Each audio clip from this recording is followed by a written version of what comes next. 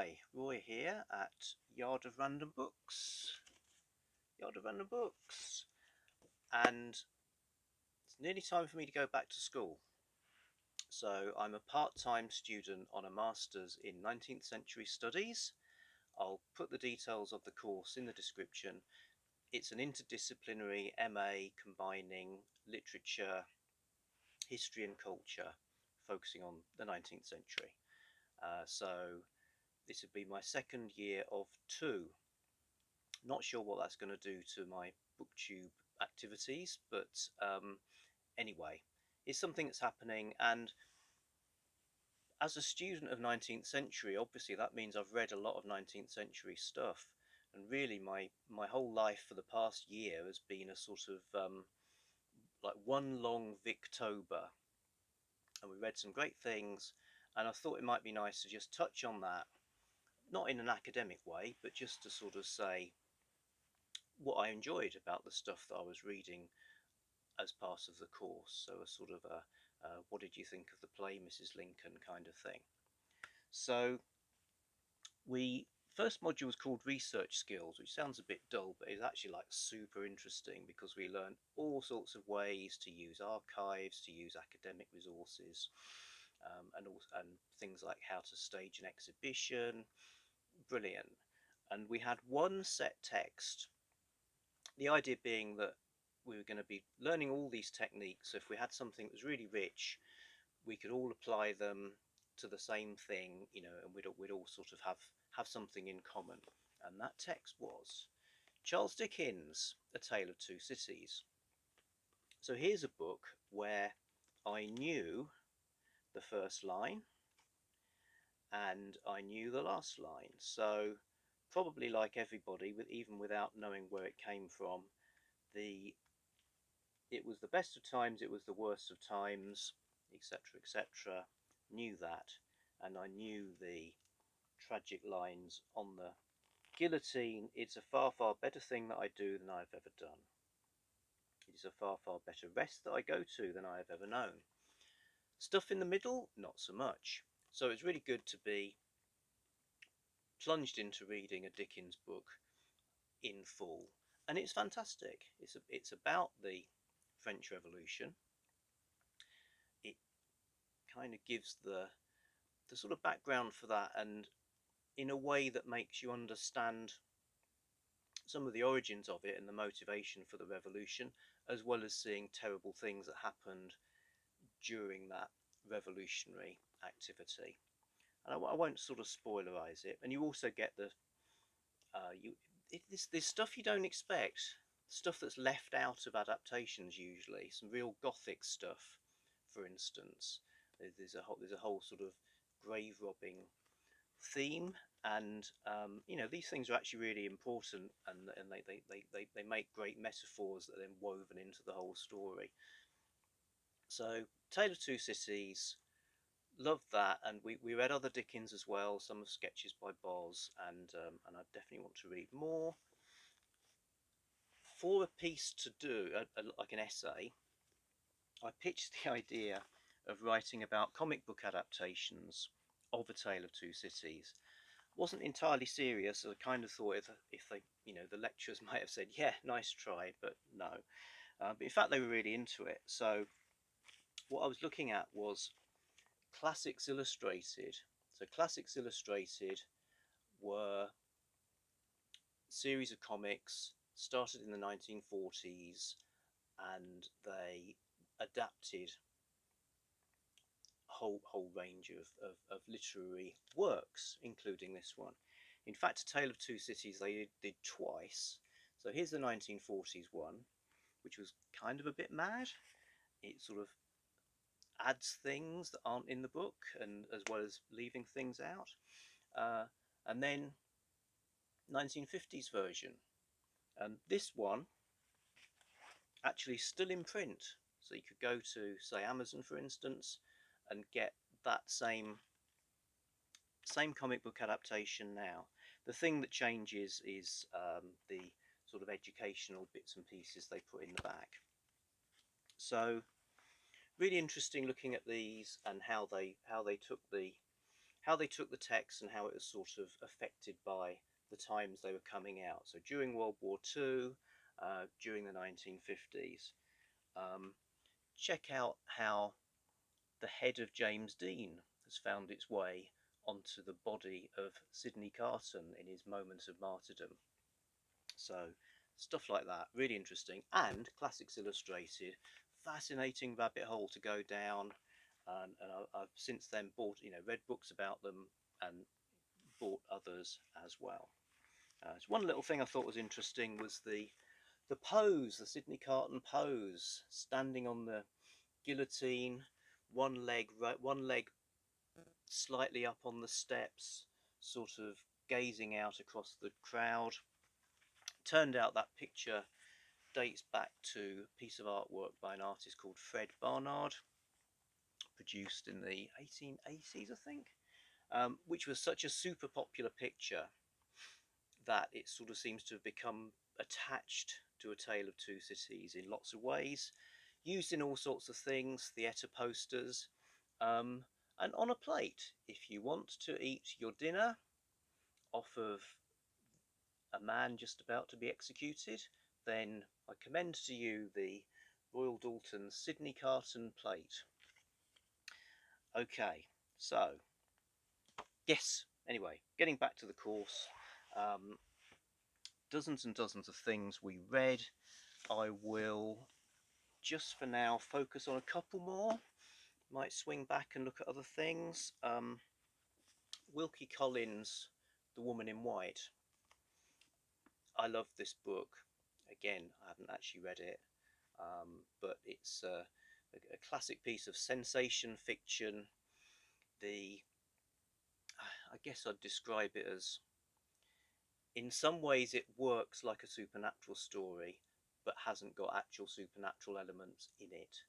It's also got a fantastic heroine, at least two fantastic heroines. In fact, there's two of everything.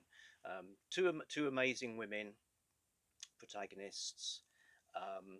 Obviously, sensational things happen. There's mysteries and secrets unfolding.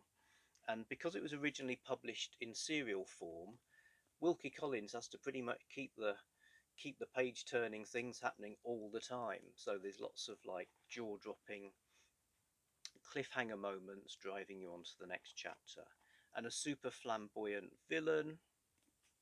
Yeah, just great in lots and lots of ways.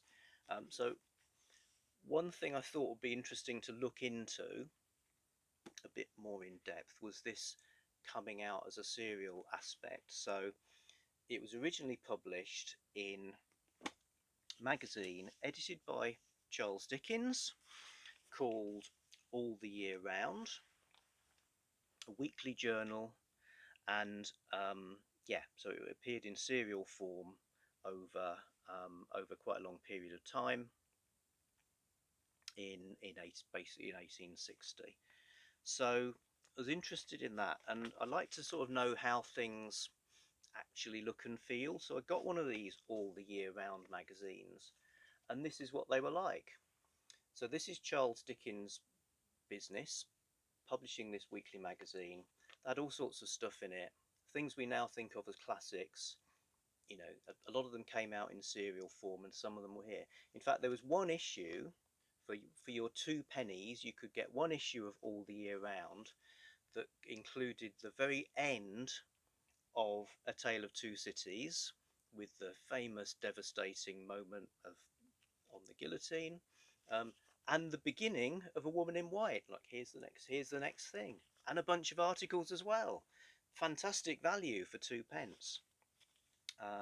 So this 2 penny journal, quite plain, not massive.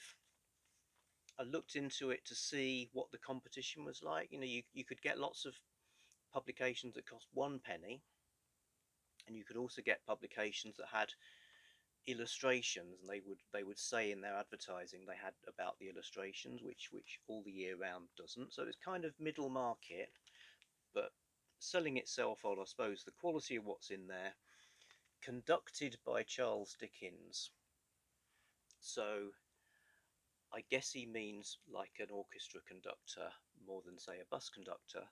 But it's the Dickens brand sort of brings you this this publication. So it must have been interesting for Wilkie Collins writing this stuff bit by bit by bit. He's got Charles Dickens as editor giving him feedback, and he's got the readers writing in with their thoughts as well, all as it's evolving. And The Woman in White was like this massive craze. People were like obsessed with it, and they would go to the offices of All the Year Round to get the latest issue at the earliest possible moment on a Thursday evening. There was merchandise, there was Woman in White perfume, all sorts of things going on. So that I found really interesting. Um, just about these magazines as well. So 2 pence a week you could be reading this. Another way you might get All the Year Round is in a bound copy, when they would publish a whole 6 months or a year's worth. April to October. So yeah, so you get a few months worth in a book, and they are literally the magazines just bound together with the addition of an index, which I think is at the beginning. Yeah, so you get this massive contents. It's an index because it's alphabetical. So that makes the whole thing, with all its articles, which included factual articles, fiction, all, like, oh, Lancashire Mills, wonder what they're saying about that. Leviathan cheese, what is Leviathan cheese? So yeah, so say The Woman in White, another way to get that would be to buy a bunch of these. I think you'd need 3 of these to get the whole novel. Then it came out as a book, an expensive 3-volume hardback, and then it came out again in the so-called cheap edition. So that publication history I thought was really interesting. But you can ignore all of that, and it's a great book to read as well. I watched a couple of movie and TV adaptations too. All good. So yeah, this is in the second module that was called Victorian Decades, where we went through the Victorian period, looking at literature, history, what's going on, artworks, all sorts of things. And week by week, we're reading loads of stuff and exploring our own ideas as well. So as well as Woman in White, I needed to do an essay as well. I did a presentation about Woman in White. For my essay, I kind of assumed, based on things I was interested in, it would be on some sort of Gothic type topic, but not so. George Egerton, one of the set text was a short story called Across Line by a woman called George Egerton, she gets described as being a new woman, sort of fin de siècle, these sort of proto-feminist revolutionary women writers, writing about things like sexuality and independence. And also the Decadence is another movement she's associated with. And as with all movements and labels, the people who are mainly in them, and the practitioners would probably not own that themselves, but it's sort of a handy starting point. So this one short story, Across Line, I ended up writing a long piece about, which is why this book, the Virago collection of 2 of her short story collections, Keynotes and Discords, is really great, and they're pretty much photographic reproductions of the original books. It's when I first read the story, it was one of those I can't even know quite what was going on in the story. Took a while to get to sort of understand, get within the language and see what was happening. But it's really powerful stuff. Really loved it so much that I bought Keynotes itself. So these were a series of books.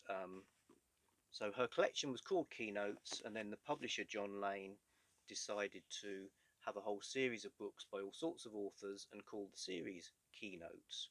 And Aubrey Beardsley designed a key logo, as well as doing illustrations, and you get these kind of frontispieces as well. So this isn't the one I've filled with post-it notes and scribbled on. I'm afraid Virago took the brunt of that, but I would love to get more of these. Included all sorts of stuff, including the first time Arthur Macken's Great God Pan appeared was in this series. So there you go. Some of the stuff I was reading on MA 19th Century Studies. Back to school soon. It'll give me an automatic pass on Victober because I'm sure I'll be reading something. So even if I hadn't heard of Victober, I'd be a participant in that. If you want to hear more about 19th century blathering, hit me up in the comments.